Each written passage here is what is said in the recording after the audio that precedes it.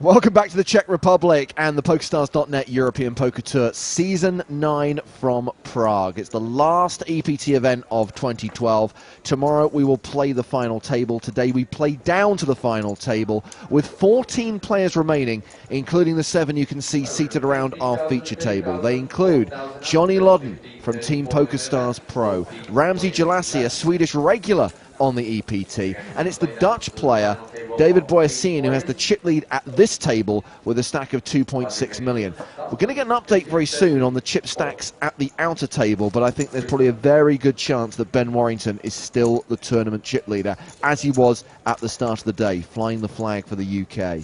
I'm James Harshkin, he's Matt Broughton. We welcome your contributions on Twitter. Use the hashtag EPTLive or on the emails nuts@pokerstars.tv. There you are. Shame about Jason Mercer's story getting cut there, because what a fascinating story it is. Man wins poker tournament. Man wins poker tournament, goes on to keep winning poker tournaments, plays poker now. By the way, just before the break, Matt, you set a mini trivia question concerning the diary of Adrian Mole. Yeah, we've had one person that knew what I was talking about, which was Stephen J on the Twitter. It was only relevant because basically he kept a bar graph of his manhood. And but because he couldn't write that on the bar graph because his mum would tell him off, he pretended it was a bar graph about the Norwegian leather industry. And I just thought, Norwegians, they are. Now I've explained it, it all makes sense, even though probably almost everybody has no idea what Adrian Mole is. Look it up, it used to be quite funny. I love the fact that Stephen tweeted, I know that Adrian Mole reference, but didn't actually say what it was. Well, just the fact that anybody even knew what Adrian Mole was, I saw that as a victory, frankly. Ramsey Jalassi raising and taking it. I have got an update on the outer table, by the way. Ben Warrington does not have the tournament chip lead. That honour belongs to the Polish player, Mariusz Klaczynski. He has the chip lead with just over 3 million. Warrington is still pretty deep, though. I think he's second in chips overall in the tournament with a stack of 2.75 million. That's all right. I'd take that. You know, if somebody said, I'm afraid you can't be the chip leader, but you can have 2.7 million, I can work with that. Blinds are up, by the way, to 15 and 30,000 with a 4,000 ante. Second hand of the new level. And it's been folded round to Jalassi. He passes, as does Marco Leonzio. Jorma Nuttinen on the button. Love that. Love that. Love that Jorma Nuttinen. It's just so singy.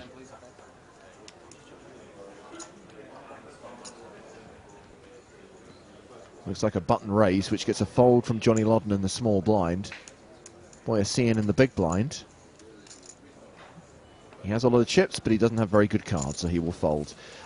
Niels has tweeted, and this is a really good point. Thank you, Niels, for reminding us about this. He says, any chance for a get well soon shout out for Theo Jorgensen? Absolutely. Obviously, Theo, a lovely guy. Whenever he's on the tour, he normally joins us on commentary duties on EPT Live, and it's never as good an experience when he's not here. And obviously a horrible situation that happened to Theo and his family, and obviously we wish him and his family the very best. Absolutely. We always love it when Theo comes in and forgets the no swearing rule and drops about 5 F-bombs in the first 5 minutes. It's the only way to spice up the broadcast, to be honest. I mean, we would do it, but, you know, it would be obvious, whereas he can get away with it and pretend it was an accident. Although, I would argue that he's not the most potty-mouthed pro that we have in the booth. That honour belongs to Fatima de Melo. Strangely, yes. Although Elke also, but Elke talks so quickly, you don't always catch him all. No one understands. No idea what he's saying. So literally, he could be saying nothing but expletives, and you just go, yeah, great fold. No idea.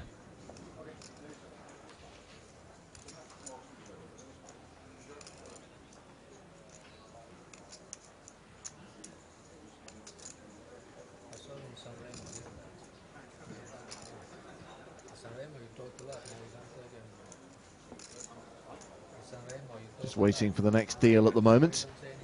So if you're not on Twitter, by the way, and you want to get in touch, we are still monitoring the emails, nuts@pokerstars.tv. We'll keep an eye on the inbox from time to time. You can still tweet your Norwegian facts if you so wish. Those of you asking about the free roll password, we will give it out several times over the course of the next few hours, but I believe that registration hasn't actually opened yet for that free roll because it doesn't start until 7:15 this evening. That's Central European time. And here is a Norwegian fact that's just come in on Twitter from Frederick. He says, all Norwegians smell like fish. I am Swedish and lived there for 4 years. Yeah. I think that might not be true. It just seems like a random piece of xenophobia. So those are the details of the EPT Live free roll. $1,500 in the prize pool. It does start in 3.5 hours' time. Hopefully registration is now open. If it doesn't, write down the password, and when registration opens, you can get in for free, as is the nature of a free roll, using the password PCA10. PCA lowercase 10. PCA10 is the password for today's free roll in the EPT section of the PokerStars tournament lobby.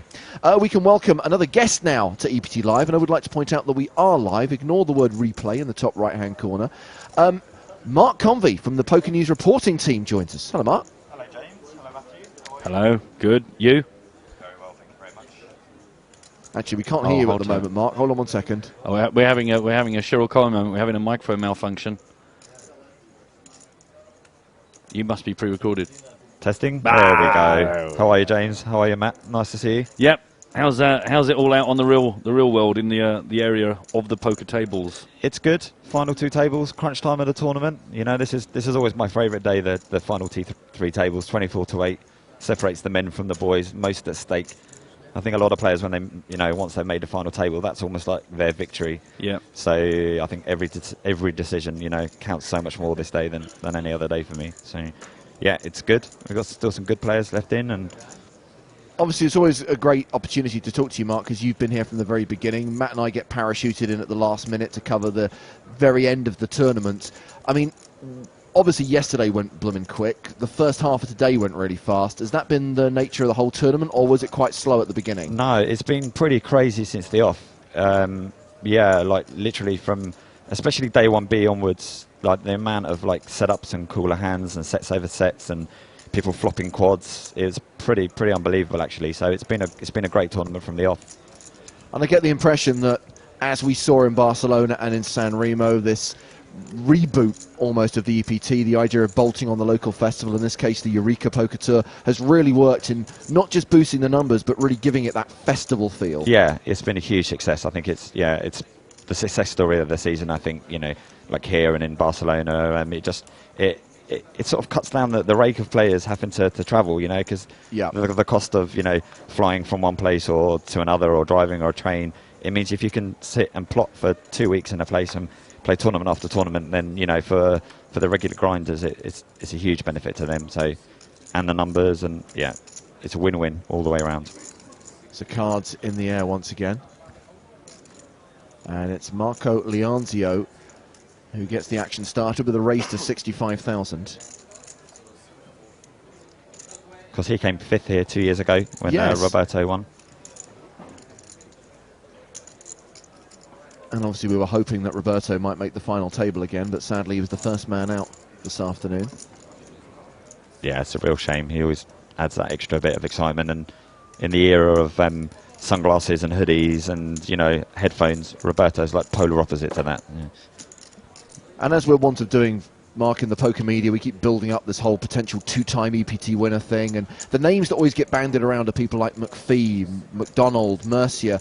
But actually, Roberto went really deep in Barcelona this season and nearly made the final table, went really deep in Prague, so, he's had a couple of near misses. Yeah, he's going to keep knocking on that door as well. He's got to be one of the favourites. So it's Katupas who's made the call from the big blind. A Jack 4-5 flop. And this is a trait which I've got to be honest with you, I'm not warming to. No. Greek does like to take his time over very basic decisions. Whoa. And look at that. It's the old stop and go from Leonzio, and Katupas calls. I think that was a snap call. That was a snap call, yeah. I mean, just as I criticised the guy, and wow. Well, that's pretty easy. Good Lord. It's not looking good for Leonzio to repeat his final table appearance. He's going to need a runner straight. Wow. Interesting that Katupas just flatted with the jack. There was no 3-bet. Whoa. He's got a bit of hope now on the turn. Wow. This will be brutal. An ace or a 9 for Leonzio. He's safe. Close, but no cigars. So, Leonzio is eliminated in 14th place. And the Greek takes out another player and gets his stack up to nearly 2.6 million. Strange that he wasn't a bit more aggressive, but it worked brilliantly for him. I mean, obviously that was clearly why he was thinking on that flop. He's thinking, do I donk lead here, or do I go for the check raise? And actually, Leonzio did all the work for him by just shoving the flop. But yeah, curious that he just flatted with jacks, considering that the table was 7-handed as well, and now 6-handed. Look what that does. Those 2 hands that where he knocked out Fonzie, and now with that massive hand, he gets up by 1,000. He is our chip leader on this table.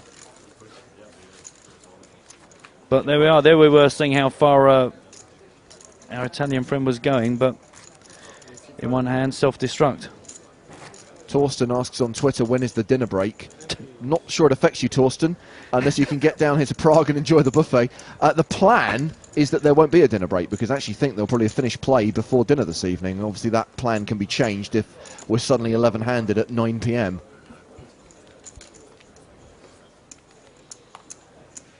Six-handed now on this feature table.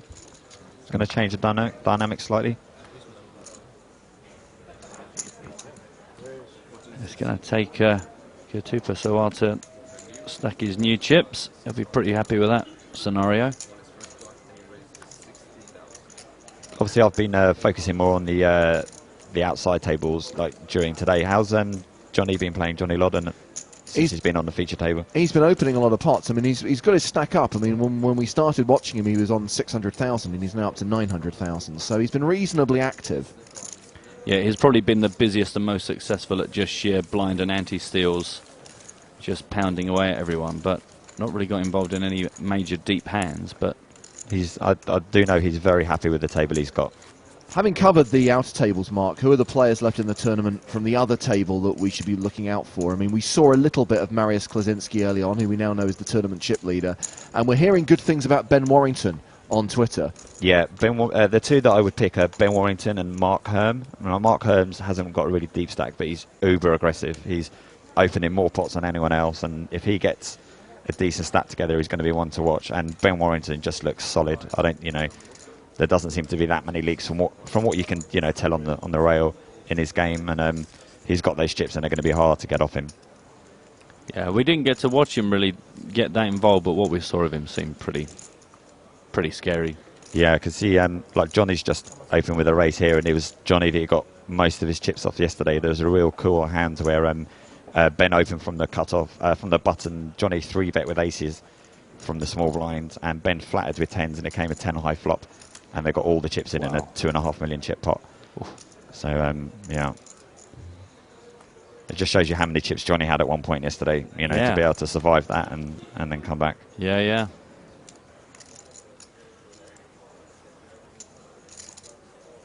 Our Greek friend back to usual, taking his time. Yeah. The thing is, I mean, I could be wrong here, but my vibe is that the majority of his moves haven't really worked. Like, a lot of the time he's defended like the sort of standard pre-flop raise, or he's made the pre-flop raise. He kind of gets into hands, and then it almost feels like he doesn't have a plan. But then he's had a couple of real key big hands that have just taken him up. But on the whole, I bet his chips have gone down, zoom, yeah, and then the same again. And that might be a bit harsh, but that's the kind of vibe from the time we've watched him. Yeah, he won a huge pot at the end, right at the end of play yesterday, that got him into this position. But he didn't really feature too much in the blog. We didn't really see him doing too much before that. No, it was pretty tight the early part of us watching him, and then he sort of started trying to be a bit more tricky, but it never really worked out for him. But a couple of times he's had it in. He hit a king on the river to knock out Fonzie earlier on, and it's sometimes he's ticking away, having a stab at this hand and that hand, and it's not really worked for him. And then the real big ones have just paid off. Yeah. Handsomely. He managed to manoeuvre Johnny off that hand there. 3-bet and showed a ace-king. I think 3-betting Johnny's a pretty good tactic in a minute, because I think he is going to be opening quite a lot light, but he's also, I think, going to play patient. He's going to want to play small pots. He's going to want to use his skill. He's not going to want to get in a huge flip, because he thinks he's more skillful than the other players around him, and he reckons he can outplay them. You mentioned, Mark, that the action was pretty fast and furious pretty much from the off. What for you has been the highlight of the tournament so far? I mean, what, like a specific hand or a specific player who you've been watching? I mean, maybe someone who's not even got to this stage, but who maybe was in charge of the tournament for the early days, or? Well, again, it's an old-time player on the EPT. It's Ramzi Jalassi. He's just been bossing every table I've seen, and he just seems in the zone. He's happy, he's smiling, and yeah, he's just owned every table that I've been watching him the last few days. And he's a player who, I mean, I think he's won an IPT for about $250,000, but apart from that, he's kept knocking on the door, and he's had so many deep runs, and he always seems to get very unlucky at the end of the tournament. So, I mean, I'm supposed to be unbiased, but I really hope he makes the final table. I think he deserves it. Ramzi Jalassi, one of two Swedes at this feature table, the other being Andreas Berggren, who's just opened with a raise to 60,000. Ramzi's called, and decision is on Jorma Nuutinen in the big blind.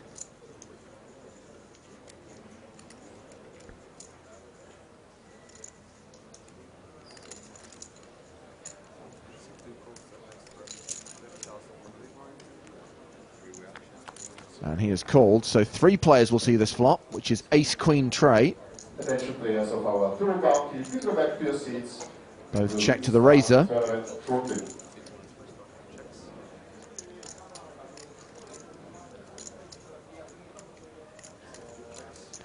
Yeah, no real surprise to see him reach. Berggren will not check, he will c-bet.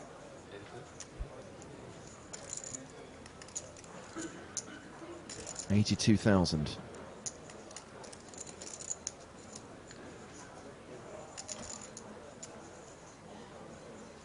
Doesn't look like Ramsey's going anywhere. Reaching for yellow, 25k chips. Yeah. This could make Nuutinen's decision much easier. That is a raise. And yes, Nuutinen folds, and Berggren quickly folds as well. Another player I want to mention as well, who's sort of in the Jalassi camp, is the unfortunate Jeff Sawa, who hasn't been on the feature table today. Was on the outside table, busted. He hasn't really been around much for a season or two after being a regular for a couple of seasons, because he keeps getting to the final 2 or 3 tables of an EPT and get aces cracked every single time. It's brutal, and the same thing happened to him again. His aces were cracked by 7s. I mean, he did go in a flop when a 7 appeared, so it wasn't like it was in pre-flop, but he was distraught, and he just keeps knocking on that door, so I did feel really sorry for him. And he said when he busted, I'll see you in 2015, so we might not see him again, which is, Jeff. yeah. The player Sean D once described as being able to soul read people live, you know. Got a tweet here from David White, who is a self-confessed noob. Well, we like questions from newcomers. Says, I'm watching the live stream. What is the little pi or timer next to the player's name? It doesn't seem to move. Well, that is actually indicating the percentage of chips that they have. Now, I should clarify that is the percentage of chips they have at this particular table. So it's probably more relevant tomorrow when we get to the final table. And obviously, it then represents the percentage of chips in play. But that little stack number underneath the pi is obviously a constantly updated version of how many chips they have, and the pi represents the slice of the chips at this table that they have. Is that new? I like that. We've been around for a while, hasn't it? Using it from the start of EPT8, I want to say. Actually, it made its debut in Berlin in EPT7. Oh, wow. Shows I'm paying attention. Was there like a party, you know, like a pie party? A launch sort of thing? Yeah, sorry, Matt, you weren't invited. Yeah, I was going to say, I don't remember being told about that. I mean, as I said, at this stage, it's kind of irrelevant, but I do think it's good that obviously we have the stack size always displayed, so you know that when a player has a decision to make, it's always based on how many chips they have to fight behind, and that information's always represented on screen. For example, Look. Mr. Berggren starts the hand with a stack of 1.9 million and raises to 60,000. It's all about the maths. Or math, if you prefer. Once again, Berggren's open is flattered by Jalassi. And looks like a call from Boyasian as well in the big blind. Another three-way pot. And a king-queen-10 flop with 2 clubs. It's pretty wet. Yeah, you think with these three players particularly, it's unlikely to not have someone. Oh, I was about to say no one have a stab on the flop, but it doesn't. Action Well, card. Everyone's either too scared or trapping. Maybe all of them are. I mean, it's a sort of flop as well. If you've got some sort of showdown value, you don't really want to build the pot too much because plenty of hands could, you know, be check raising you with all sorts of draws there. Yeah. You want to keep it nice and small. Wasn't to be on that occasion. Boysen takes one down. Adding 155,000 to his stack, which is the biggest stack at this table, 2.7 million. The second biggest belonging to the Greek player, Sotirios Koutopoulos. And the shortest stack is now Johnny Lodden, playing 26 big blinds.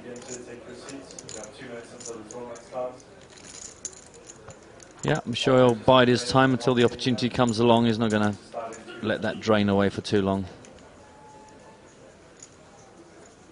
He's got his special lucky top on as well, which is actually my top that he borrowed on day 2. It brought him luck, and now he won't give it back. And he's kept it for the last 3 days and wearing it every day. Why did Johnny Lodden have to borrow your top, Mark? He was shivering cold, thought he was coming down with a fever, and so I lent him it.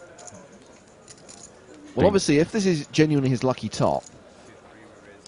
Well, we're going to see if it's going to work now. He's moved I all was in. going to say, let's see how lucky this top is.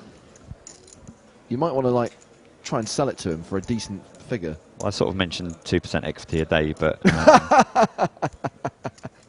didn't get a yes back. So Jalassi opened to 60,000. Johnny Lodden has shoved for 779,000. The blind still to decide. Decision on Boyasian in the small blind. Last year's runner-up looks like he's going to make the call at least, or maybe he's going to isolate. He re-raises. Yeah. Johnny doesn't look too happy about it. Yeah, he's going to do that I've got live cards thing. Oh wow. Yeah. Oh Maybe my God. Yeah, that's great timing. Oh, well, you know. Commentator's curse. I mentioned the lucky top. Exactly, look what you've done to him. There are still 5 cards to come. You're not wrong. See what James has done, the counter commentator's curse. So Johnny Lodden way behind and at risk.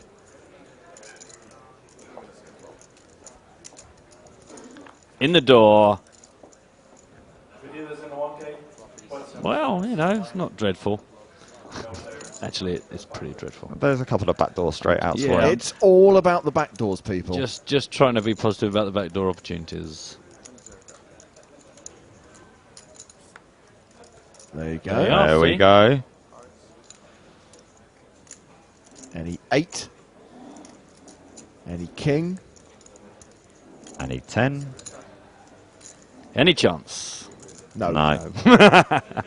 Well, that's no good. That's Let's no good. Run it twice. Stupid top. Yeah, blooming top. I don't know who that was, but that was rubbish. Burn it. Johnny Lodden leaves us. Wow. And by my calculations, we are down to 12. Unlucky number 13 for Johnny.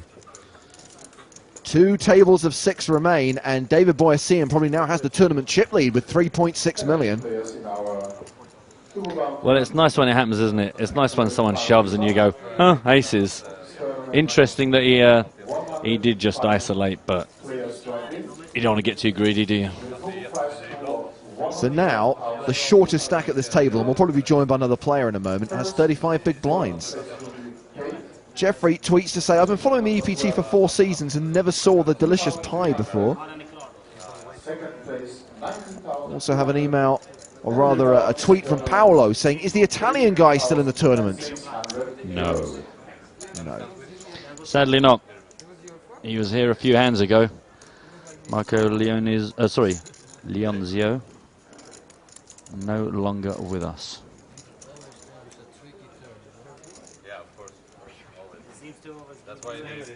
Well, things slowed down for a while last level, but it's all back to fireworks. Yeah, so we need to bring a player over from the other table so that we can balance the 2 and have 6 on each.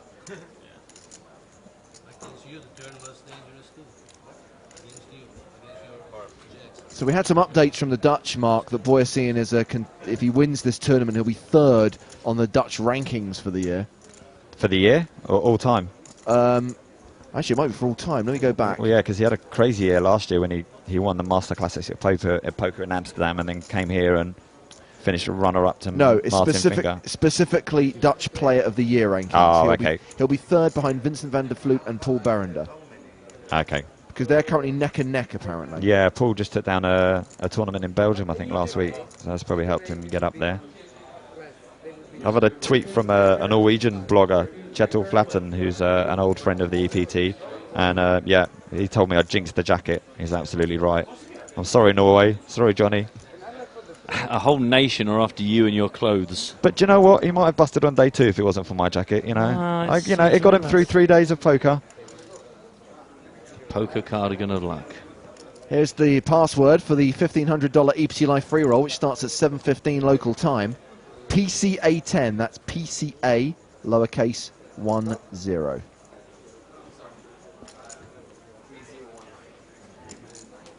Cost me more than $12,000 that jacket. It's the only thing I got out of playing the ACOP main event last month. Looks like Alaplowski's coming back to the feature table. Looks like he's bringing some chips. He's a strong player. He's got a very intimidating stare as well. Yeah.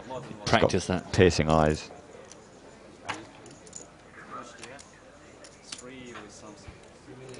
So quite incredible that David Boyacin, having been the runner-up last year, is in a position to make back-to-back final tables in this event. Well, he's certainly got a healthy little chip lead here. So Plowski has 3 million chips as he joins us. And if I heard the conversation, he made it sound like he came from the table of his dreams. So he must have been in a nice position there.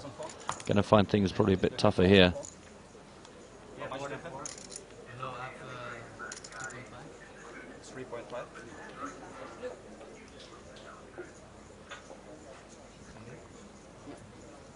Plowski will fold. Ramsey Jalassi starts the hand with 2.26 million. Comes in from Minrays. Jarman Lutnen.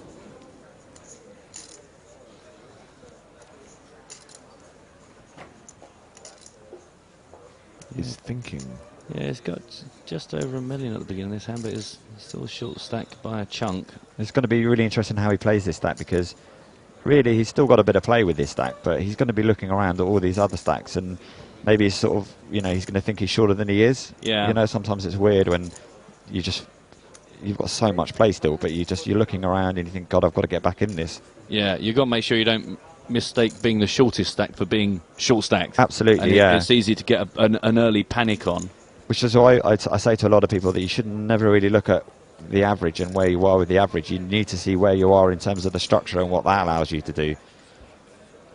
Yeah, because as you say, compared to the blinds right now, he's got all the play in the world, really. Yeah, and averages are always skewed as well, because there's, a lot of time you have a few stacks that are just huge, and it's just, yeah, it's not a fair reflection of where you are in the tournament and what you need to do.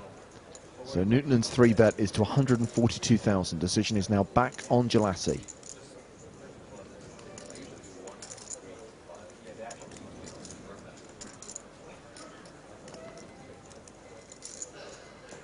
And Newton's in that position where he does just about have enough to 3-bet fold.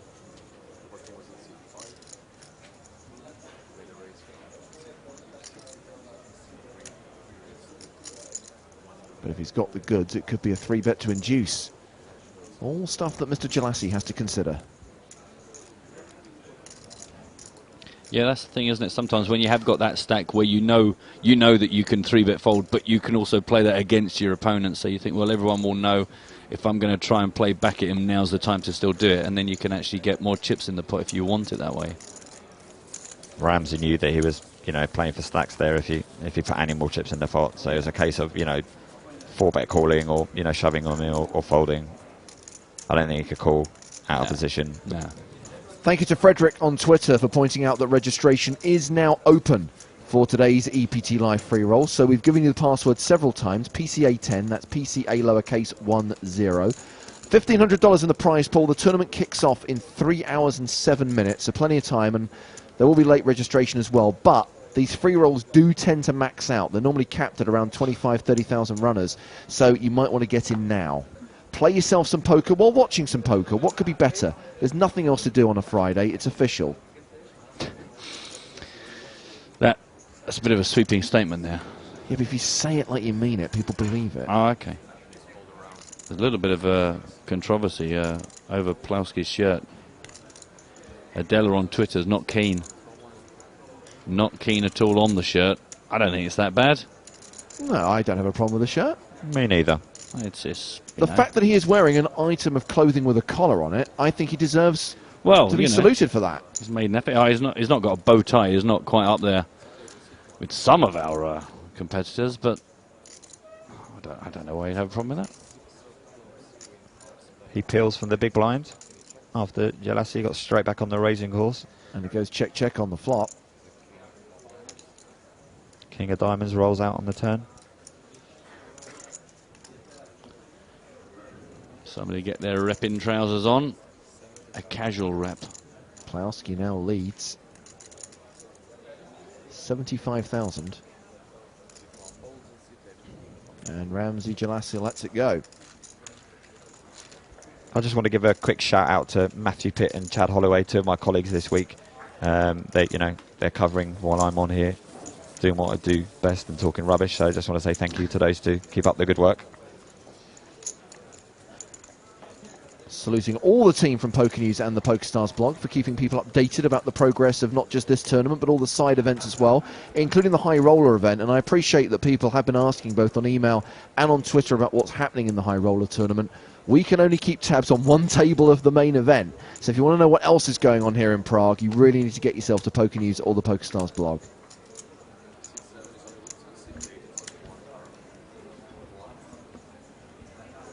Jason Mercier was overnight chip leader in that, and he's I think he's chasing some sort of record where he's had $4 million plus years, and this will make it 5 in a row. Since he first won EPT San Remo, he's cashed for more than $1 million in every calendar year, so he's chasing that 5th year dream in a high roller, so best of luck to him. God, I don't think he needs the luck, Mark, but thanks anyway. I know, nice life he's got, hey. Where Cian's raised and gets everyone to fold. Adds the blinds and antes to his big stack of nearly 3.7 million. Pretty sure he is the tournament chip leader at the moment with 122 big blinds. And things have evened out. I mean, considering the shortest stack at this table has 39 bigs, they're pretty deep.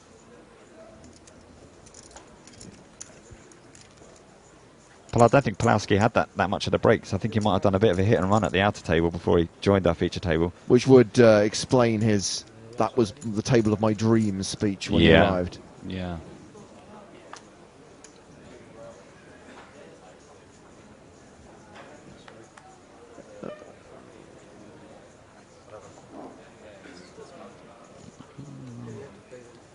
A bit of confusion over where the cards are there. The lines are 2,500. You're seeing us folding out of it. And the end is 500. 2,500, 5,000, and 500. Oh, that's just Plowski pointing out he thinks one of the cards has got a mark on it there. Might bring a fresh deck in on that.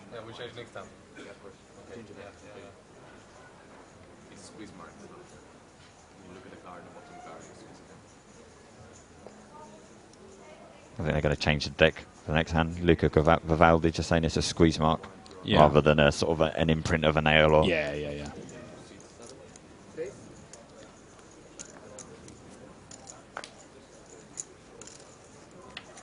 Berggren is the man to make the move. standard pre-flop raise to try and pick it all up and takes down blinds and antes again for a change. We've seen this move a few times.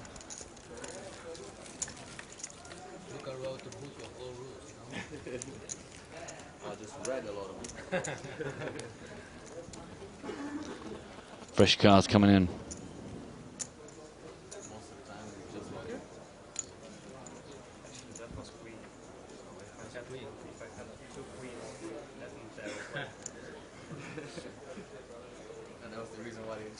New deck being fanned across the table. Make sure there's not 6 aces in the deck. Yeah, it's always worth doing because, you know, sometimes they just creep up, don't they? You get a couple of ace of spades in there, a couple of one too many queen of diamonds, just ruining everything for everybody. That's weird because the only time I've seen that, I've looked down and saw two queens of diamonds in my hands in a tournament a few years ago. Really? Yeah. Wow. I only noticed post flop. I just looked down at 2 red queens, made a raise, and then it was on the flop. I was like, hang on here. I think I'd need to be honest. Why be honest? You're free rolling. I would have waited until you won it and then go, oh my god, yeah. Or if you lose it, go, hang on a minute, this hand is void. That's what I mean. It's the biggest free roll of your life. Although honesty is... No, honesty's not the best policy, Mark. You really should have just played the hand. Yeah, but karma, you know. No. Insta karma. Says the man with the cardigan of death. Hey.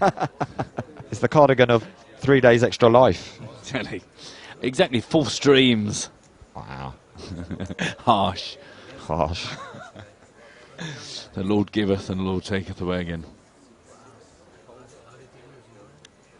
Well, Berggren's out. Down to Plusky. Round to the button. I don't imagine that Ramsey's going to miss an opportunity here. Nope. Standard action. Soul lead, Matthew. It's easy, isn't it, those ones? I can't take too much credit for that. We've seen it about 60 times on the roll. I like that. Action gets folded to a Swedish guy on the button with a lot of chips. What will he do? All right. I didn't say it was genius. I just called what was happening. Bayesian's decided to defend here. No one's even done anything. There's already 160 grand in the pot. It's just crazy times. 2 4s and a 7 rollout. Couple of diamonds. Bayesian has checked. Just giving an excuse for a C-bet that was always going to come anyway. 65,000. I guess he could have something legit and he's happy to get to the end of the hand without any more chips going in, but it's there for the take-in. That'll do it. You're pleased to know that one of your colleagues has got back in touch, Mark. Chad Holloway says, thanks to the Conv for the shout-out on EPT Live. We'll keep dominating the tournament floor. You'll keep dominating the booth. Good lad. And Chris, thank you for your tweet about the EPT Live free roll. We are trying to clear up the confusion, and we'll get back to you shortly.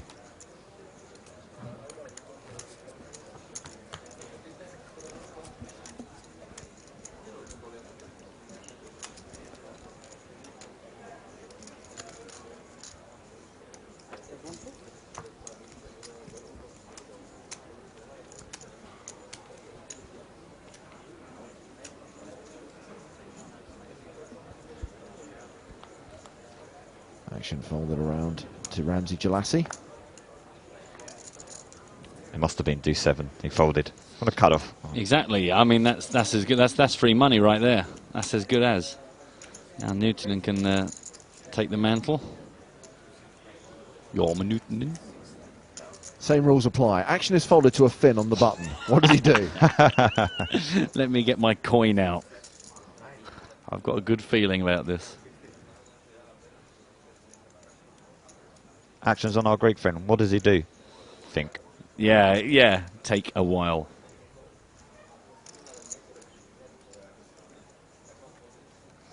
You knew you were going to fold. You know, come on, just do it quickly. Yeah. Yeah, as I said, it is a trait which I'm not a big fan of. It tilts me more than most other things when I'm playing or watching the table. Is people are tanking unnecessarily. Hence the whole shot clock debate that we've had recently. I'm all for that, but I just don't know how practically how it can work. You know, the dealers have enough to do anyway. You can't really give them the responsibility.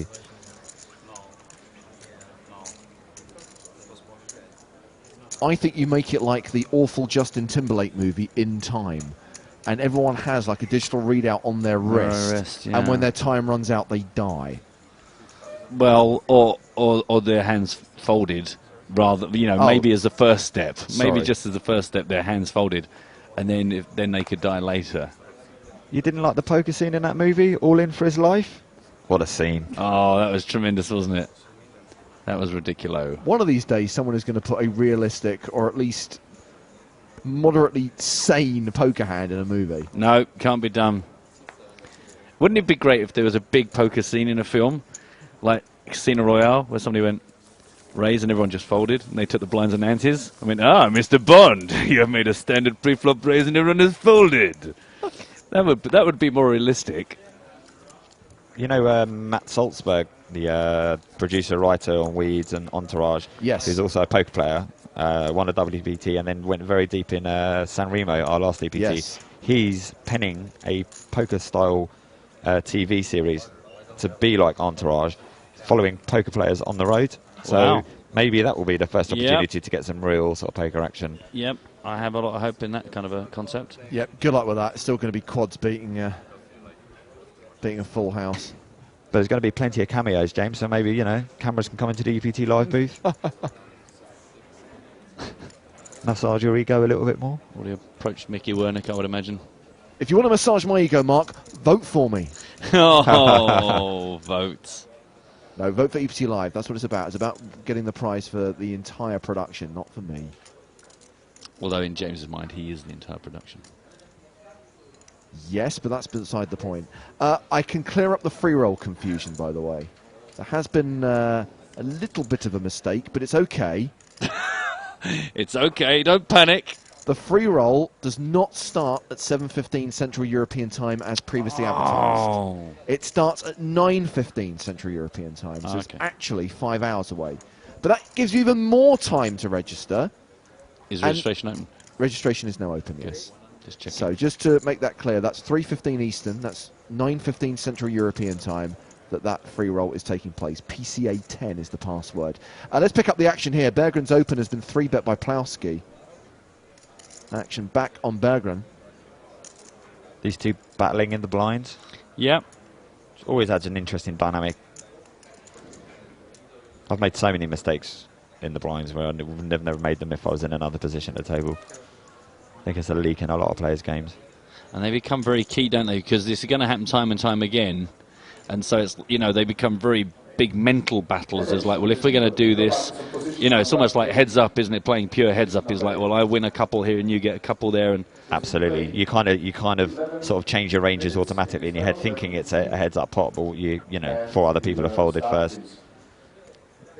There's a 4-bet from Berggren. Nice.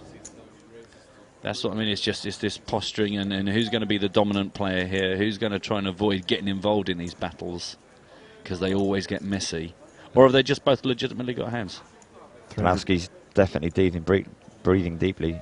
You can see his chest in the camera. All in. I had a feeling. And cool.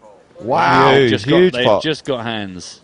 Oh. Well, that was one of the options. Aces and kings, I believe, my friends. Is it aces and kings or is it ace deuce? Oh, ace deuce. Oh, do you know what? I completely misread that. Yeah. Ace deuce. This is what it overplaying hands sometimes. You think, how can he have something? Wow.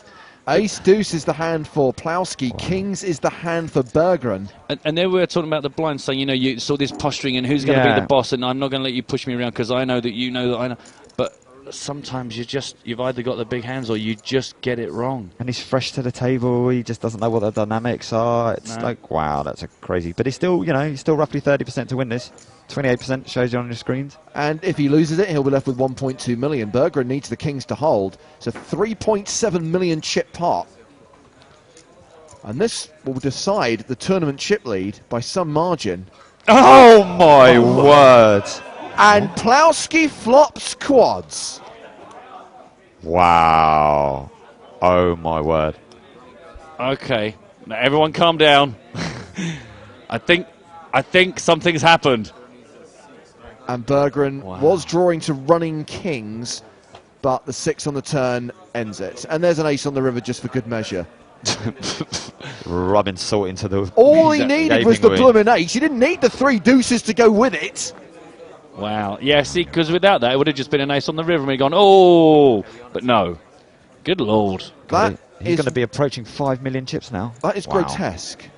That is really horrible. That's filthy. Well, if you're going to do it, at least do it filthy style. Andreas Berggren is gone, and Ale Plowski is now playing a stack of nearly 5 million. That's just ridiculous. 11 players remain in the tournament, 5 at the feature table, 6 on the outer table, and Plowski is the dominant chip leader as the action continues. Well, if he thought his previous table was the table of his dreams, I don't know what this is, because this is well in excess of dreams. That was incredible. I mean, we set up the fact that it was one of those small blind, big blind, who's going to got out of hand, first, it all escalated. And shoves with ace-deuce, gets snapped by kings, and then flops. Deuce, deuce, deuce. Unbelievable. Look at those chips, and they're all his. He's probably had to go for a little lie down. I think they're probably both feeling a bit faint for different reasons. Yeah. Wow.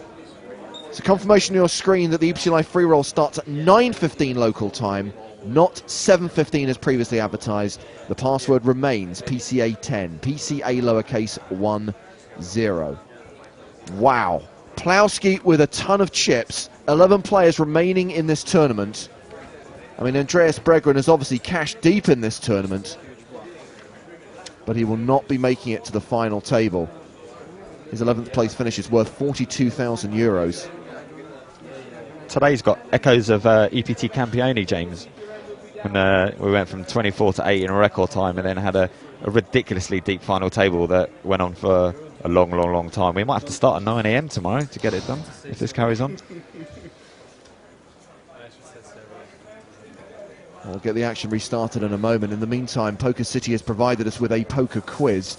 How many Dutch players have won an EPT, and who are they? I'm going to go 4 off the top of my head, but there might be more. 4 Dutch EPT winners? Yeah. Okay, we've got... so this is for us to answer. So we've... well, I think immediately Noah Boken, Rob Hollink, yep. Constant Reichenberg, and De Korver. Peter De Korver. That's the 4 I could think of. That's Have there it. been any more? Just the 4? I think that's it, yeah. That's the end of that quiz then. Didn't exactly draw that out, did you? I think it's like every 3 years the Dutch have a little spike in success and then they disappear again, you know. I'm more inclined to go with your answer, Mark, because obviously there are a few events which were non-televised or non-streamed, and I kind of don't have the best knowledge of, so... Yeah, the 2 in season 1 and then 2 in season, was it 5, I think? Yeah, back-to-back. Back-to-back, yeah. De Korver. There was a stat that we recently wielded out that in the grand final of the European Poker Tour, the only European players to have won that tournament have both been from Holland. That's true. North American dominated. Well, North America and South America. And Lebanon. Oh, yeah, good one, yeah. Well, we're back off on this feature table, which now has a tremendous amount of chips between a small amount of players. I mean, see that from Berggren's point of view. He's thinking, I've got to fade the ace, right? You're not thinking that I've got a duck. I've not got to worry running about that. Deuce. He's sitting there going, oh, not the quad deuces, not the quad deuces. And then the flop comes down. Oh, I knew it. I knew the quad aces. Darren Lurie's just tweeted me on Twitter, obviously, and he's like, how sick was that ace-do hand? Jeepers. I think we echo those, and we are echoing those sentiments. Yeah, pretty amazing. Unexpected, I think is what we're going to say there. Unexpected. The ace comes, you go, well, you know, there was an overcard, but pretty unexpected.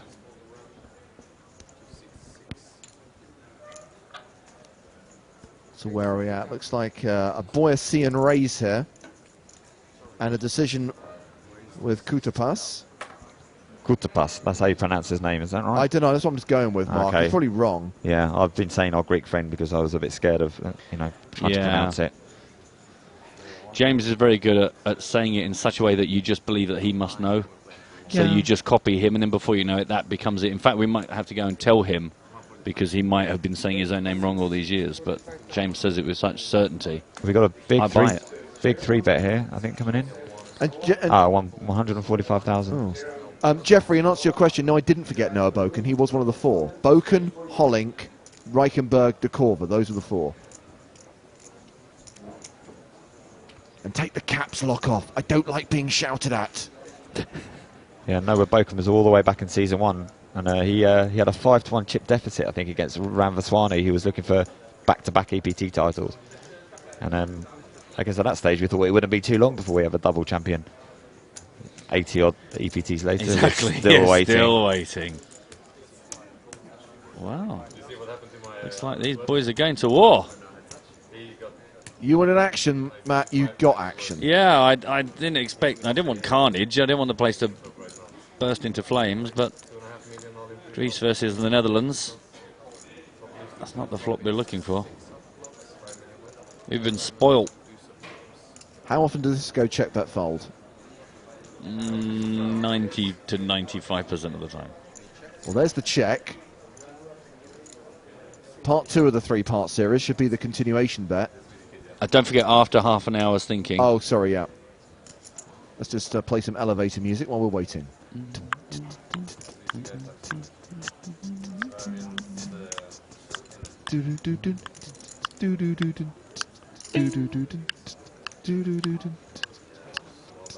I bet the Czech boys aren't doing this on their commentary. Look at them talking about poker. I hope they're not. It would be pretty freakish, to be honest. Bam! Good on you. So there's part 2 of the 3-part sequence, and part 3. Oh, Have a quick little look at my cards. Yep, they haven't changed. Yes. Oh. Well,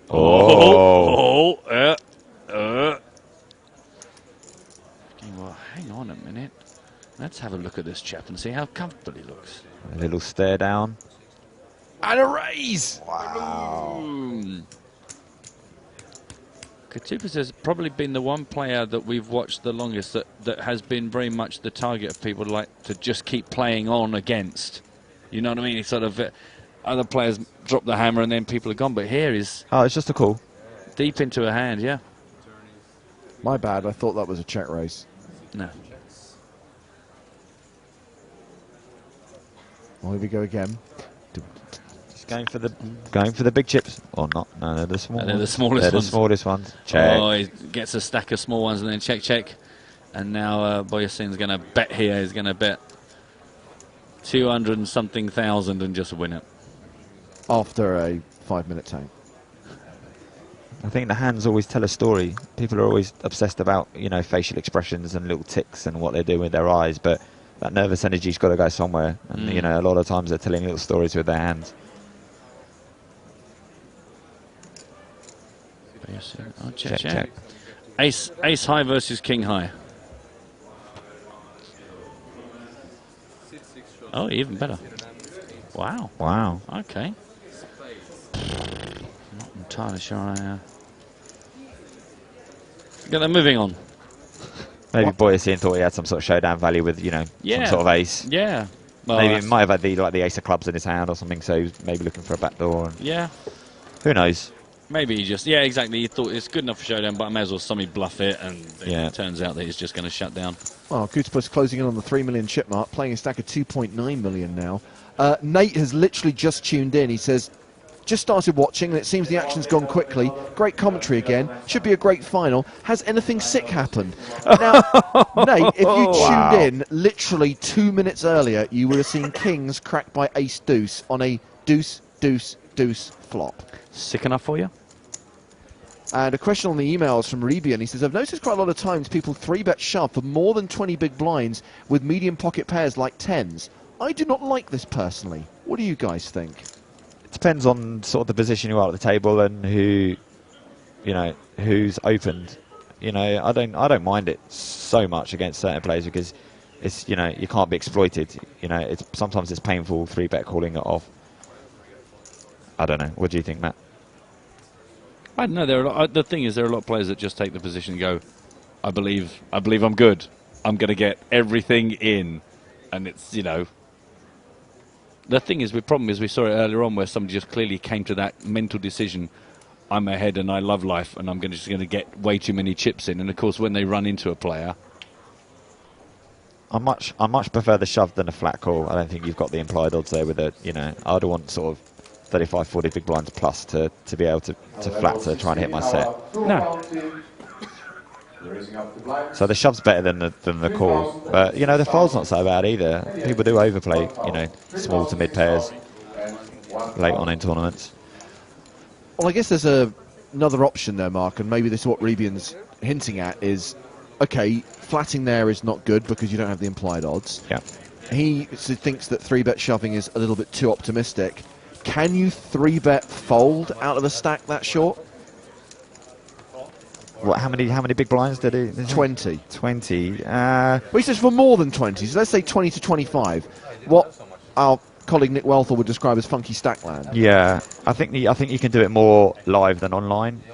I think I think you can get, talking to like someone like Mehmet Mori when I was Mickey Peterson, he sort of opened my eyes to the fact that he would like raise fold down to a 12 big blind stack. You know, if he's got 14 bigs, a lot of people would just be open shoving there. But he said in the live circumstances, he could raise fold there. So potentially, if you have got 20, 25 big blinds, you can still 3-bet fold, and it looks strong, doesn't it? It looks like you're going to 3-bet call it off. And I guess it all depends on who's opened and the dynamics and the position at the table. Yeah, I'm not so sure, really, though. Maybe that's something we can throw out there, get some, voice some opinion of people who are listening in and watching. The Twitter hashtag is EPT Live. I think many more are going to shove than fold there.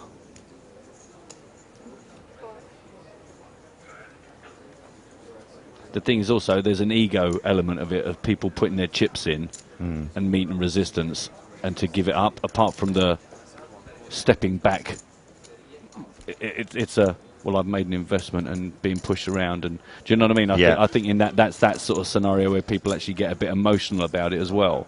I agree. Yeah. I think more people are going to shove there just because they go, well, look, this is me. Yeah, yeah. Rather than fold, because then also people start going, well, yeah, what if he's just pushing me around and look at the hand I'm folding? I understand why more would shove. Well, our chip leader has raised here and been called in 2 spots. Jalassi on the button and Boyasian in the big blind. Check to Plowski on the flop, and he continuation bets for 75,000.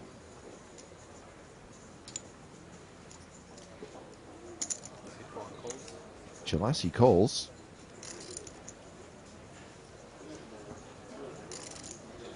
By the way, Nate, who just tuned in and missed that hand, on hearing my description of it, he says, I literally just got a brown bag and puked in it.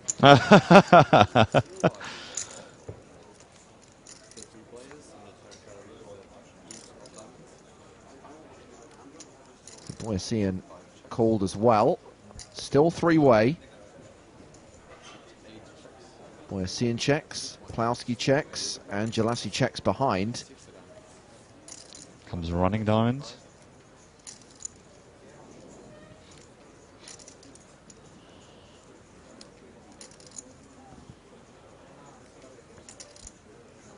Boyasian full of confidence, reaching for the yellow chips.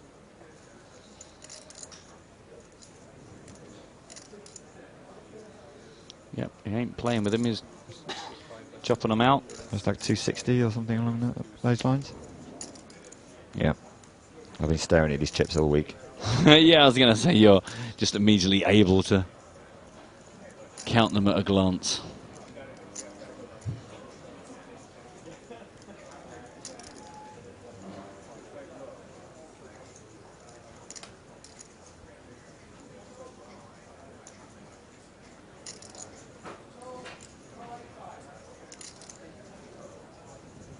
Hello. Just flat calls. That is a call. Jalassi folds, so let's see the hands. 10-8 of clubs. Trips is good. Plowski mucks. And Boyasian will win that not insignificant pot. No. Nice hand. Yeah. Adding more than $500,000 to his stack. Boyasian now playing 3.8 million. He's second in chips at this table. Plowski, the chip leader here, and probably in the tournament overall with a stack of 4.5 million. There are 5 other players in the tournament at the outer table. Obviously, when we lose one more player, We'll merge everyone around our extended feature table and play down to the final 8.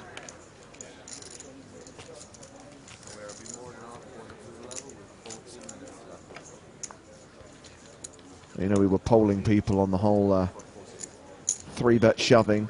FlowKid1 says, I don't like 3-bet folding with less than 30 big blinds, with lots of exclamation marks. Yeah. So you're either 3-betting small to induce or you're 3-bet shoving there, I guess, FlowKid. Some clarification on the screen right now that the EPT Live free roll starts at 9:15 Central European time. That's 3:15 Eastern time. Apologies for the earlier confusion. We have taken someone out the back and shot them. Yeah, it seemed extreme at the time, but I think it was the way to go. We just can't afford to have mistakes like that happening again. Some will be sacked tomorrow, don't we? At least. Well, they can't be sacked, Mark. We've had them killed. No, I think you mean someone else. Oh, wow. You know, just to make sure that the message has got through. Kill one, discipline another, and that way people... And it's going to be someone who is in no way connected to the free roll of this production. Just somebody random. Some scapegoat.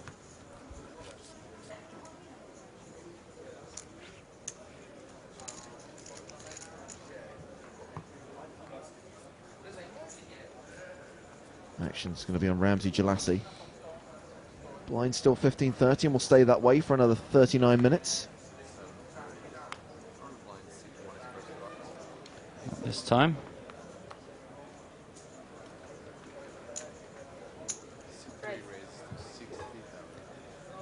It's Newton who raises to 60,000. Just the big blind to get through. Yeah. Plowski folds as well. Newton didn't bother with his sunglasses there, and it worked for him. I think he should give up on the sunglasses. He's kind of gradually abandoned them as the day's gone on. I thought the sunglasses only came into play if he actually got a customer and went to the flop. That is true, actually. You're right. Yes, he does go for quite a late sunglass wear. Yeah, maybe if we'd got called there, he would have popped them on. There was a player in Barcelona. I'm trying to remember his name. A Canadian player. I want to say Michael Johnson. And when he was all in and called, and obviously the cards went on their back, at that point he put on his sunglasses. Just at that point when you've given away anything that you think you might give away. Unconventional. However. It didn't work for him, by the way. He lost the flip. I was waiting for you to say however, but no. No, he died horribly.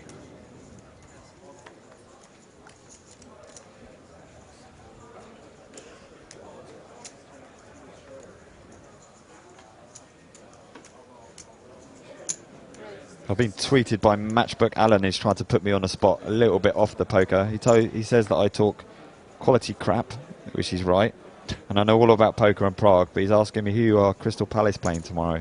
Don't cheat. I think the answer's Birmingham, but I haven't cheated, but I might be wrong. So, thanks, Alan. Is that a soccer match, Mark? Yeah, football. That you use your feet with. Not the sort of football that you like that should be called throw ball. Or something. Or catch. Catch. I like that. Catch run. Catch run, yeah. You don't always throw it, though. You do sometimes run with it. That's why it's called catch run. Yeah, catch run. There we go. Catch run in padding. Check down. Ace-high, chop it. Ace-king for Katupas. That'll do. It's good enough. I love a little shuffle of excitement there as the chips were pushed towards him. A little hey! And I got the answer correct. Matchbook Alan. Oh, well done. There you are. Marcel tweets to say, "Go, David!" I'm assuming he's supporting the Dutchman at the table. David Boycian. Second in chips out of these 5 players we're watching. The shortest stack, still playing 39 big blinds.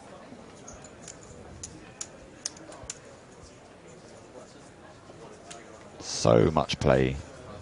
Yeah, it's crazy. When that's your shortest stack, I mean, these guys are just so deep here. But it's it's a good thing, this sort of improved structure with 90-minute levels, from level 15 this year means that you want to see, multi-level sort of skillful sort of moves. You don't want, just raise shove when he gets to the final table. So, Of course. Yeah. Mark, is that the casino's logo on the right of the table? I have no idea. Yeah, I'm assuming it is. What is it?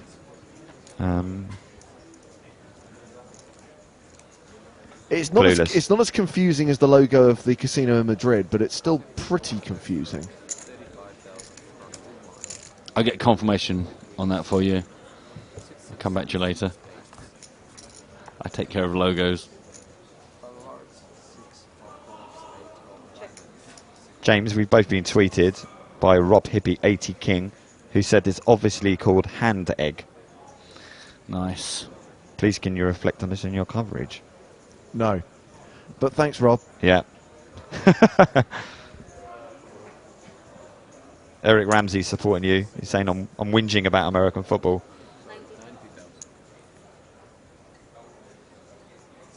Oh, then someone else has come in and said it should be called hand egg, not football. Well, that's good enough for me. Yep. It will now officially be called hand egg from now on EPT Live, whatever James Hartigan says. Tupus takes another one down there. Built a bit of a pot. Took it away with some aggressive betting. 3.7 for David. 3.1 now for Tupus in third place here on this table. You soccer fans can have your 1-0 games and your scoreless draws and your seasons where the same team wins every single year. Sad. That isn't really very compelling as an argument goes. Traitor.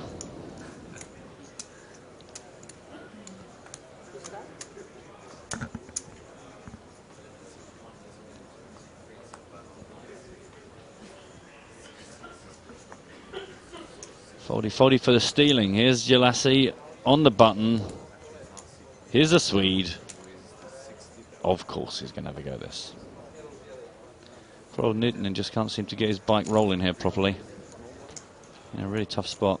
It's a really tough spot, you're right. It's horizontal. It's It's actually about the worst spot in the world right now. I think the only thing he's got going for him is that, in my opinion, watching he plays, he's got the two stronger players to his right and the two weaker players to his left. So it would be worse if he was in seat 7, but that's about all I can think. That's a very, very good attempt at being positive. I'm trying to, yeah, come on. He's in a lot of trouble, isn't he? Let's be honest. I'm trying, sort of, subliminally trying to, or subconsciously keep his spirits up. I guess the thing for him now is to try and just keep nicking every now and then, stay alive until the table comes, once the table breaks into the extended feature table, because then he can just maybe get a bit of a different spot. Yeah. Yeah, because he's stolen a couple pre-flops successfully, because he's, no one is just spewing their chips here. If someone makes one of the pre-flop raises, even though everyone knows it's just a standard auto play, they're still making decisions and throwing cards away. Absolutely.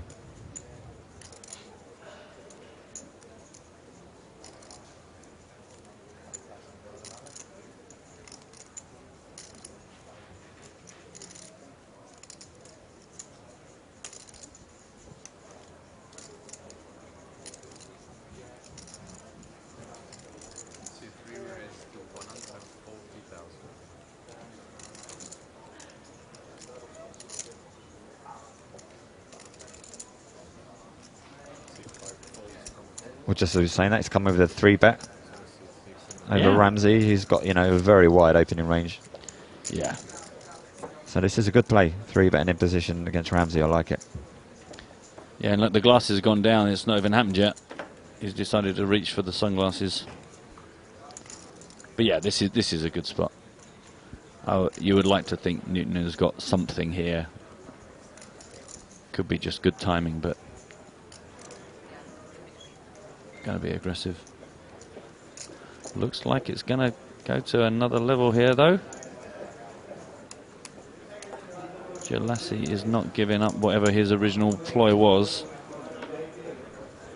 Just a call. Is it a re-raise? Yeah. Looks like a re-raise to me. Yeah. There's a lot of yellow in there. Yep. It's like 220,000 maybe? Oh, look at that. Man stares at the chips and just knows. What do you want, a hug? Is there one on offer? I'm all about the hugs, me. Look at Jeff Sarwas standing there wondering what could have been. Oh. Wow. Great play by Lassie there. Yeah. Because he would have, you notice that, I know that you know that, I know that it's a, you know that it's a, yeah. Yeah. I just want to address a tweet quickly that's come in from George. He says, guys, you are commentators. Less hate for the Greek player. George, Hey? his nationality is completely irrelevant, and we have no problem with him as a player other than he takes so long over very basic decisions. And we'd be saying that about any player, regardless of their nationality. Yeah, absolutely. If it was Marvin Rettemeyer, you know, Doc Sands, all these guys who are famed, we'd be just giving them absolutely as much stick. So.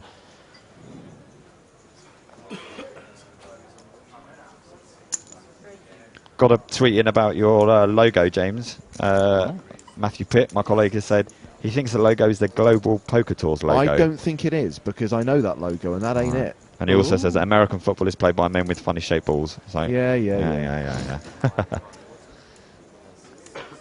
Well, Jalasi has used his under the gun scenario. Oh, he's going to get a bit of a defence here. Klasky has not been too busy. But he's going to defend here, out of position. 597 rainbow. Check, bet, win. Check, bet. 70k, win. We call that the old check, bet, win, the old CBW. I've just been having a look at the Poker News blog, some news from the outer table. Just before we did lose Berggren, we had another Kings cracked by a raggy ace on the outer table. Mikhail Petrov went out in 12th place after his Kings got cracked by ace-5 of the very aggressive player Herm from the United States. Yeah, but did it happen in the old school way where an ace came on the board? Yeah. I bet he didn't flop quad 5s, Boring. did he? That's why out. this is the feature table, yeah. But, you know, when that happened, that was exciting. It was the build-up to the main event that we witnessed. So It's the warm-up act. the warm-up act, yeah, indeed.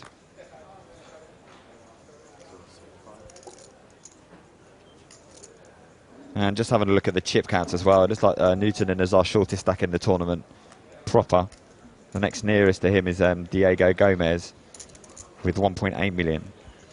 He's the character with the bow tie and the glasses, right? He is indeed. Yep. He is hilarious. And I believe he will be the last remaining Spanish player in the tournament, the last chance of a first ever Spanish winner on the EPT. That's right, yeah. We did have two, but Diego Gonzalez went out in 15th place. Espina, you mean?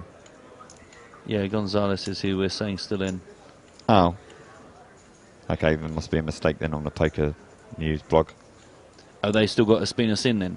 Let's have a look. No, he went out 18th. Okay, yeah, I think he's been busted by mistake there. Okay. More fighting. Yeah, that's this again. Yeah. It was kind of the standard pre-flop raise, met some resistance and trying to avoid the standard, okay, I'll call and then I'll check the flop and then you'll bet and then you'll win. Which I think I prefer. I prefer to just give it up. You know, have a go and give it up. Because if you go, right, well, I'm going to outplay you, but you don't have a plan as to how to outplay other than hitting, just give it up there and take your losses.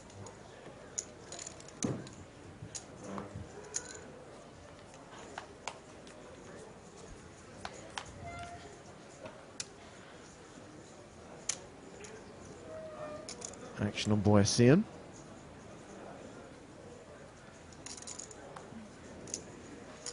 His turn to jump in with the pre-flop raise, maybe.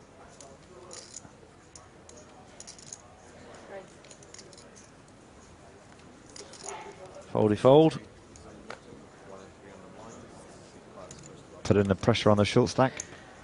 Yeah, it becomes harder and harder, doesn't it? Has the Finn had enough? Don't be pushed around. When you say has he had enough, you mean is he just going to get up and walk out because he doesn't want to play anymore? No, I think that's an exaggeration of what we're suggesting. The thing is, it does... Although that would be quite funny. That would be... I say, whatever. Just head off to the bar. You boys are all bullies. I'm going to go call my mum. The thing is, it does become a real exercise in discipline because you know what the plan should be. Bide your time, but after all, you're like, getting sick of this. Breaking news. Confirmation that the yellow logo on the table is indeed that of the casino atrium here at the Hilton Prague. There we go. Yeah. I still don't know what it's meant to be, though. Well, it spells out casino atrium, doesn't it? Yeah.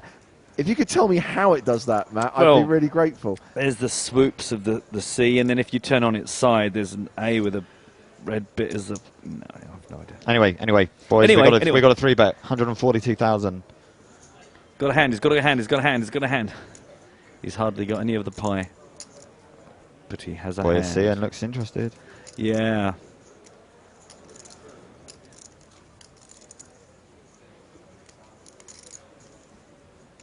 King Queen. I'm just joking. Oh, it's a reluctant 4-bet, is it? And he's just calling. Okay. Calling with a King Queen. Calling, playing in position. Yeah. If he does have King Queen, do you win a prize? No, not at all. In fact, it would be awful. Because we know that just doesn't work.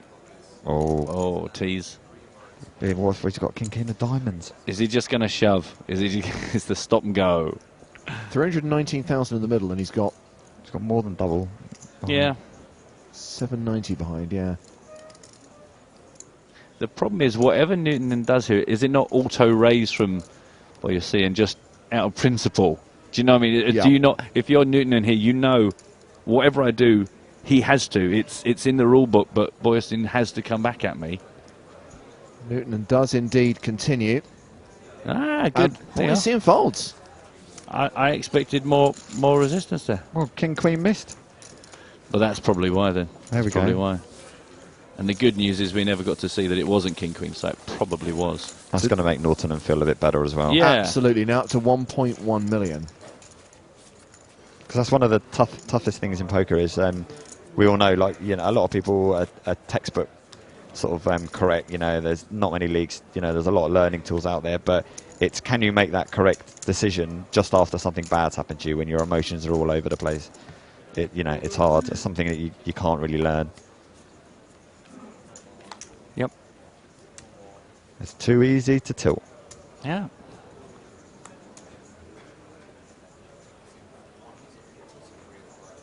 Action fold is a Plowski. He will raise. Standard open. Min raise to 60,000. Ramsey Jalassi calls on the button. Gardner Newton in the small blind. Oh. Squeeze opportunity.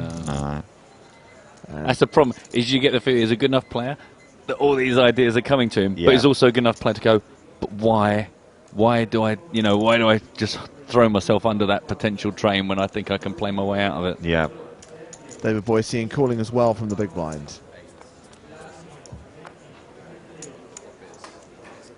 Ace 10-7 rainbow flop.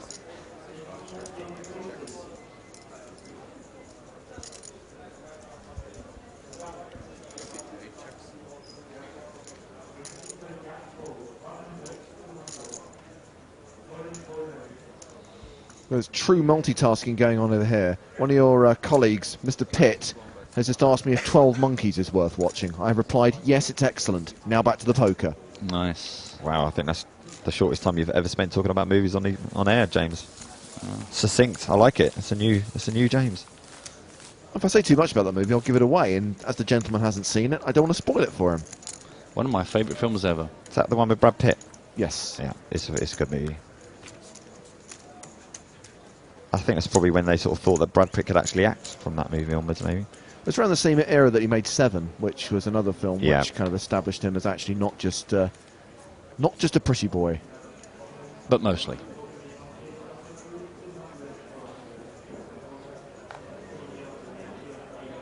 Action folded to Jalassi. What's he gonna do? Guess what he's done? What's he done? Guess what he's done? He's only gone and raised pre-flop. No. Yeah, I know. Controversial. Watch this. Next week, everyone's going to be doing that. cash call.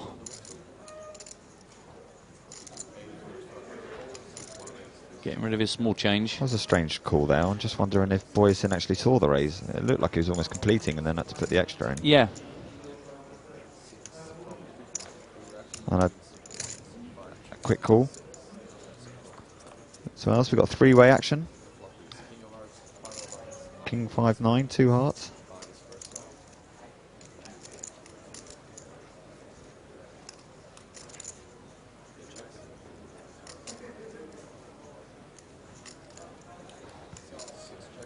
Checked all the way round. Yeah.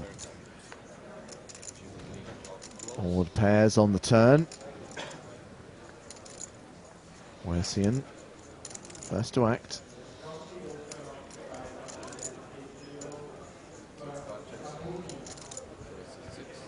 He checks. Kutapas checks. Ramsey Jalassi. Yeah, he can't. Every fibre of his being says, I can't check. And Queen High could be good anyway.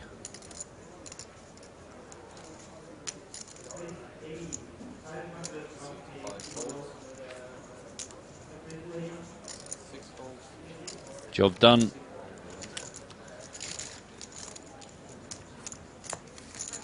Yep, just too tempting. No way he was going to let that go around again. Frederick asks on Twitter, how many need to bust before the break for today? 2 is the short answer. When one more goes, we have one final table, although it's not strictly speaking the final table with capital letters. After we lose our 9th place finisher, we'll have our final 8, and they will come back tomorrow. We've taken someone's virginity, boys. Really? Yeah, a friend of mine, JK, I didn't notice. he's watching live poker on his computer. Virginity. Oh, okay. right. Sorry, okay. I'm glad you could you next time clarify that at the beginning. Yeah. No. But yeah, welcome, JK. It's a friend of mine from Norway. He's going to be unhappy to see Johnny Lodden go. Sorry, it wasn't our fault. He did it. He did it all on his own, with Yeah. a bit of help from some cards And a jumper. and the jumper. Newton gonna get one through again. He's got to start feeling a bit better about life. I mean, he's still, as we've said, he's shortest on this table, but Don't underestimate momentum. Oh God, I can't even get out. You know what I mean. Big time. Yeah. Say that 5 times quickly. yeah, you see 38 BB. It's not all bad. Say, compared to some of the other guys here, you'd much rather swap places with, but it's just if he could just get another couple of steps out. And then, of course, the levels go up. Yeah. And then you're back going, oh, okay. But, as I said, if he can just survive through this tough spell. And he's got more than 30 big blinds, so he can be 3-bet folding. Yeah.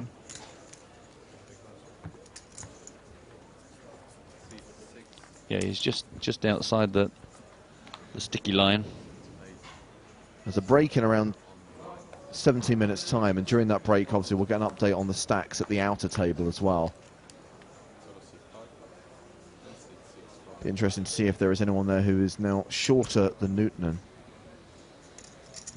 And also if anyone has more chips than Ali Plowski. Probably not. I think 4.2 million probably is the chip lead right now. I think that's pretty safe to say. In today's 1K no limit hold-up, you have a new level next time, 75 150. Small to big, Plowski raises. Next time, please.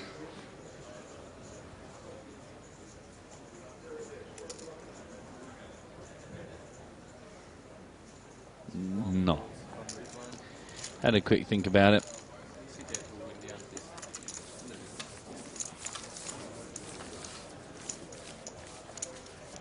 So we play on with 10 players remaining here at EPT Prague from a very impressive field. And let's just go back again to the beginning, Mark. I mean, based on the success of the Eureka Poker Tour event, which preceded this, did you think that it would be bigger than last year's EPT Prague tournament? Yeah, I think we were hoping. I think Barcelona showed, the indicators that, that we might be in for. But I mean, the Eureka itself getting, I think, more than 650 runners was incredible in itself. And yeah, but yeah, everybody involved is very happy with the success of I think these last 2 weeks. right in saying that Eureka field is like double the number they've ever seen on the tour before in any single event. I think, yeah, well, definitely double in Prague anyway. I'm not sure about double on the tour itself. 864, a very good field to attract to this tournament. 5,000 euros to play, so a prize pool of more than, well, nearly 4.2 million, and a first prize of 835,000 euros. It's going to be a very nice Christmas present for somebody. Of course, when the action wraps here in Prague, the European Poker Tour leaves Europe for its brief winter holiday to the Bahamas. The PCA is coming, a 10-day festival kicking off at the start of January. We'll bring you details on the PCA in just a moment. Level 18, our tour bounty. The blinds are 5,000 and 10,000, and the entries 1,000. 5,000, 10,000, and 1,000. Pulaski is out. Now then, we've seen this situation before. What happened? Well, strangely enough, and you have to bear with me as I try to explain this, but the Swede on the button raised, and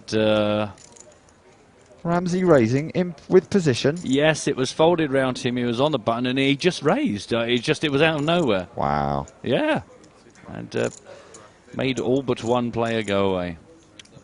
And that player's Boyerson in a big blind. Yep. Swing. Check bet win. Check. Check bet raise win. No, check check. Wow. Check bet win. Or maybe bet fold. Oh, nice. Wow. Bet raise fold win. Yeah. We could always just watch it and not try and guess the sequence of events. Well, we got bet. Where would the fun in that be? 60,000. Here we Last year's go. runner-up. Here we go. Cool. Bet call, check Wow. bet win. Oh, there you are. There's the Danish card. Everyone was waiting for the queen. Completes everything. Everything, particularly the queen. The queen deuce got there. Yeah, they said, do you know what? I kind of got a little bit of something here. 6 on the turn, we knew it. And it did no good, I don't think. I think Ramsey maybe has got a 7 or something. Yep, looks like it from the King foot. 7, yeah. Wow, a pair of 7s beats a pair of 6s. Breaking news. Main event. Cream of the crop. It's not all about quad deuces and aces versus kings, you know. No, it should be. So let me remind you that the PCA will kick off on the 6th of January in the Bahamas. 40 events over 10 days. And satellites are still running on PokerStars if you want to be a part of the action. And if you can't be there, don't worry, because to celebrate the 10th ever PokerStars Caribbean Adventure, we will be providing live coverage of the final tables of the Super High Roller, the main event, and the Standard High Roller, i.e. the 25,000 buy-in version. Comes to something when you start referring to a 25k tournament as standard. Standard, yeah. It's a medium roller. Bonkers. I saw a list this week that confirmed that Mr. Phil Helmuth will be attending this year's PCA and will be playing the 100k event. Don't often see Phil in the Bahamas, so be good to have him there. Well, Newton has gone for this on the button. Has been looked up. Kutspas defends his big blind. Heads up to the flop. King Jack tray.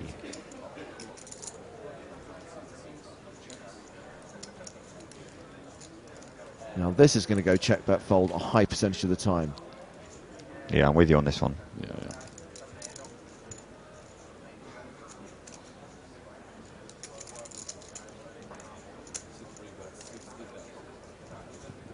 Mind you, don't forget the call with the jacks. That's very true. Don't forget the call with the jacks, yeah. I know it was a while ago, but he's not necessarily always super aggressive with the big hands. Can't imagine that's changed anything. It's a very bricky turn. It's tough for Newton now, though, isn't it? After getting the check call, it's... You're thinking something with good showdown value or outside chance of Queen 10, maybe. Yeah, well, the thing is, because if you're trying to push Kutipus off this, you're thinking, well, if he just thinks he's got something that's worth paying cheaply to Showdown, do you just abandon ship, or do you kind of just try and get the price right?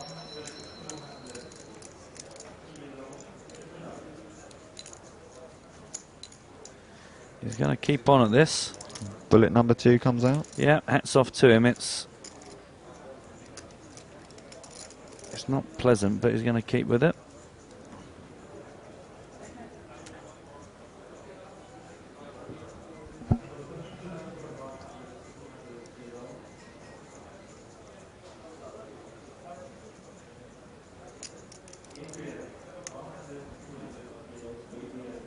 And he makes the call.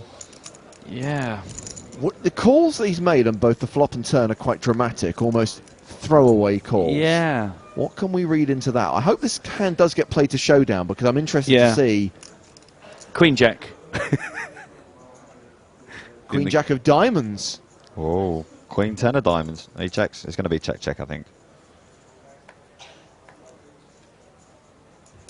Yeah, I mean, that's the thing is, unless Newton's life just got much better, it...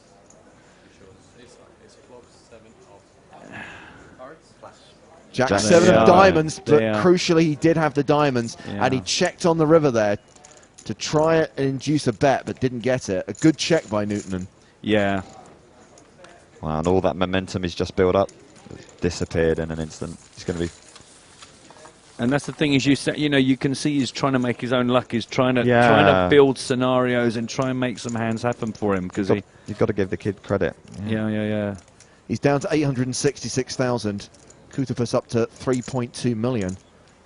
An email from David Bennett to nuts@pokerstars.tv. He says, respect to MC Mark Convey. Good to hear your solid poker commentary. Due reward for years of hard work and an itinerant lifestyle. And an email from Lajani Lee. Who do you think is the best player in the world right now? Mark my word, next year, Gianni Lee would win this tournament. Who is the best player in the world right now? Phil Hellmuth, obviously. He's always the best player in the world. Yeah. It doesn't matter when you ask that question. Could have been 10 years ago, 10 minutes ago. Phil Hellmuth. Ask again in 10 minutes. Phil Hellmuth. 10 weeks. Phil Hellmuth. 10 years from now. Phil Hellmuth. Phil Hellmuth. I mean, for as long as he's around to tell us that he is, he must be. Because otherwise he wouldn't say it, because he'd just look ridiculous, wouldn't he? I want to say thank you for those kind comments before as well. They were nearly kind, weren't they? Nearly. Newton, and God bless you, sir. We tip our hats in your general direction. He's not given up the fight. He is going to fight his way back into this or fight his way out of it. He's just been 3-bet. Plowski's pumped it up to 150,000, forcing Newton to lay it down. Yeah, body language starting to have hints of a bit fed up with this now. Maybe he will get to that stage where he just thinks, no, I'm done, and walks away. Cocktails. It's a strange man staring at me, Matt. What, Johnny Lodden? Salmon shirt. See him? Yeah. Yeah. Who was that? Just wandered in from the outside. He probably thought you were Nick Wealthall. He probably thought I've seen him on the telly, but I can't remember who he is. We can't all be Nick Wealthall.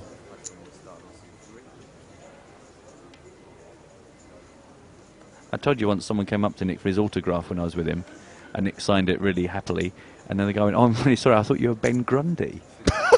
And that's an absolutely true story. Nick was absolutely devastated. Fantastic. And even I'm like, Ben Grundy? Like... Well, they both do look like the Milky Bar Kid, just a little bit. But Nick didn't even have his glasses on. Anyway. Newton's trying again. Good. Good for him. And I think he's going to get 3-bet for the second hand in a row, because... Yeah, bad for him. Boy seeing is counting out a big chunk of blue. That's another trait, actually, that people do that annoys me, is using their small denomination chips the whole time. It's like, speed up the play, use your big chips. Please. But in his defence, he didn't put them forward and then knock them all over. Good, that one winds me up even more, is when really they put out a nice. stack, which you could either see exactly what it is, or the dealer could... Oh, wow, discipline fold. What? Are you... He just opened folded the ace-jack. ace-jack. Well, he doesn't want to call and play out of position with this stack, and he's, you know... I don't know if I can do that. Not being I'm not funny. If it's five-handed, I've got his chips and I'm being pushed around, I'd probably do something really spewy and make a stand there with the ace-jack. I'm not saying that's the right thing to do, but I imagine there's a lot of other people who do exactly the same as me. I don't know. I don't think we've seen Boyce in 3-bet that much, actually. I think he tends to flat more with hands that ace-jack would play well against. So I think I like the fold there. I think against our friend from Belarus or Ramsey, then maybe there's an argument for 4-bet jamming. But against Boyce, I think he's just too solid.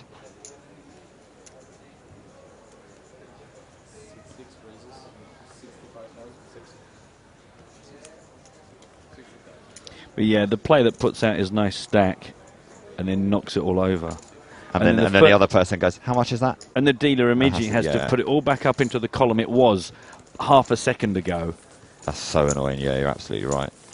So I don't mind him using his blues because he just puts them out and you immediately know where you are. And then That's true. At least it was quite clean and neat, and it was 2 big stacks. Okay, we'll let him off. I retract. Good.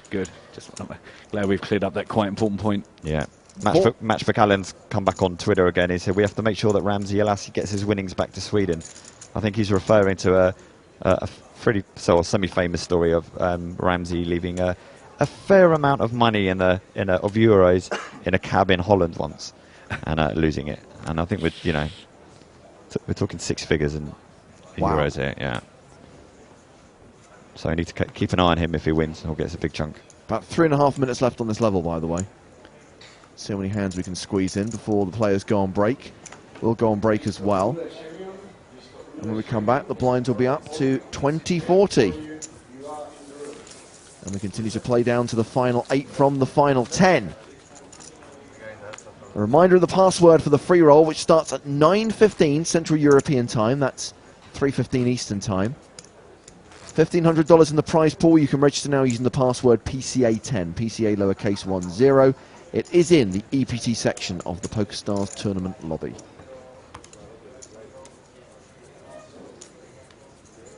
Well, not long for Newton to make the best of his not brilliant situation right now, which the levels are going to kick about even more when we come back. He is trying to make something happen here. It just isn't happening for him. As I said, I admire him for showing patience with the ace-jack, because if you take the history of what's just happened the last 3 hands... Yeah. Well, that's why I say I don't think I could do that, because that's where I just blow... Well, not blow up, but I mean, it depends if you call it blow up, but that's why I just go, look, okay. Had enough, making his stands. Just... Yeah, and that's why I'm sitting here. But... That was very disciplined from him. Yeah. Jeffrey asks, what time did today start? Well, it started 5 hours and 15 minutes ago at midday, so it's gone pretty quickly. We started the day with 21 players and we're already down to 10. Yesterday was so quick, they actually went further than they were meant to. Normally on the penultimate day of an EPT, we start with 24, but they actually played to 21.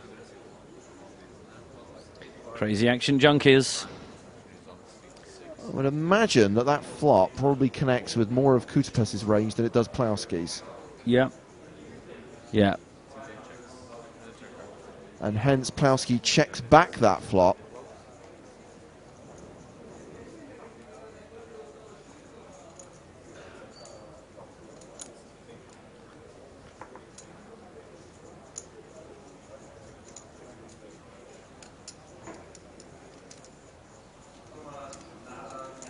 Well, that didn't work. That little chip trick there. He counted it all out and then he tried to cunningly weave it back together again. It all kind of exploded. 60k. Pretty quick call. Plowski's trying to keep the pot small. He's got some sort of showdown value, I think, here.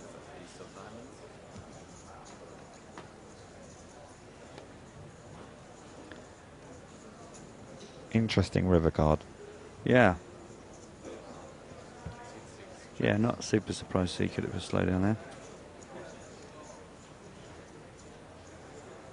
Does Plowski check behind? Or does he have a hand he can bet?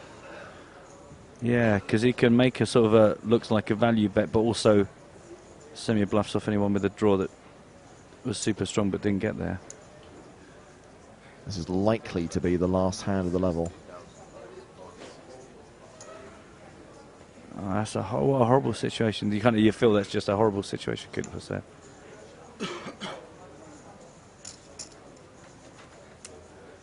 There's lots of ace-9s, ace-10s, you know, could easily reckon those sort of hands.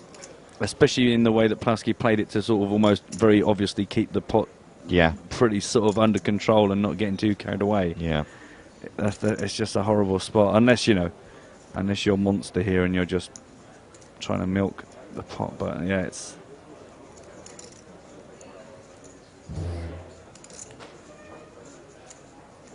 And if none of those things are true for Plowski, it's a good move. Because it is just such a horrible, horrible board of possibilities against you. It's the power of position. Yeah. So just to remind you, when this hand concludes, we'll go on a 20-minute break. You'll get to watch highlights of an earlier EPT. And the blinds will be up when we return, and the pressure will be on Jorma Nuutinen, who's already stepped out of his chair. I think I'll be replaced by a fairer voice in the commentary booth. Well, this is a raise from Kutopus. I mean, I thought he was considering whether to call, but instead he goes for the raise.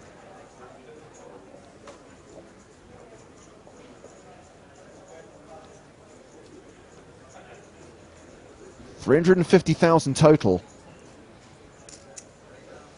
Is this the point where Plowski thinks, why didn't I just check behind?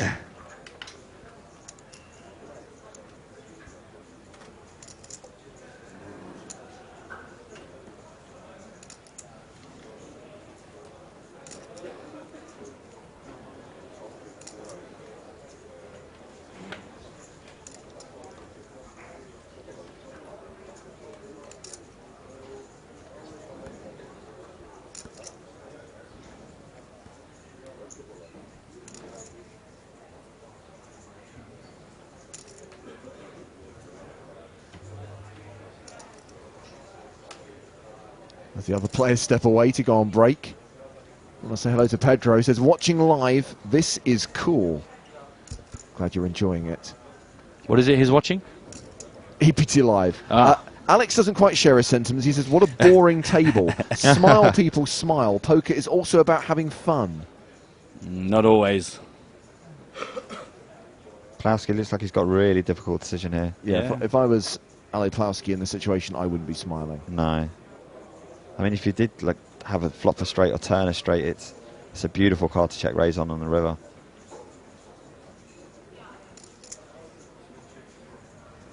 Because you just know your opponent a high percentage of the time is going to be, you know, repping that, you know.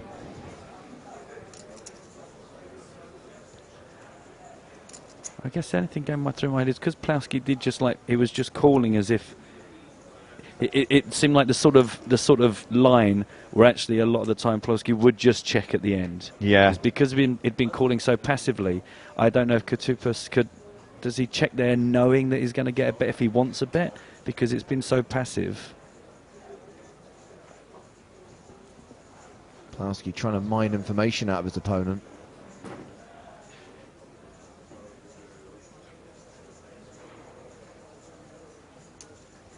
I think they're going to race off the red chips during the break as well.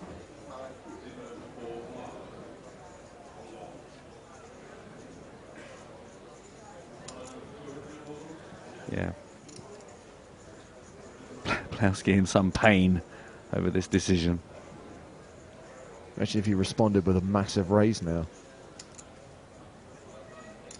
I think he's taken too long before he can raise now. He's giving his game away. He calls. Called it.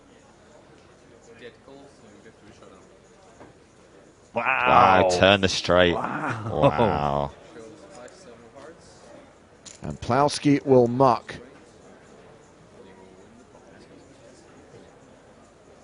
Yeah, he's never check raising like there, is he? No. Never in a million years.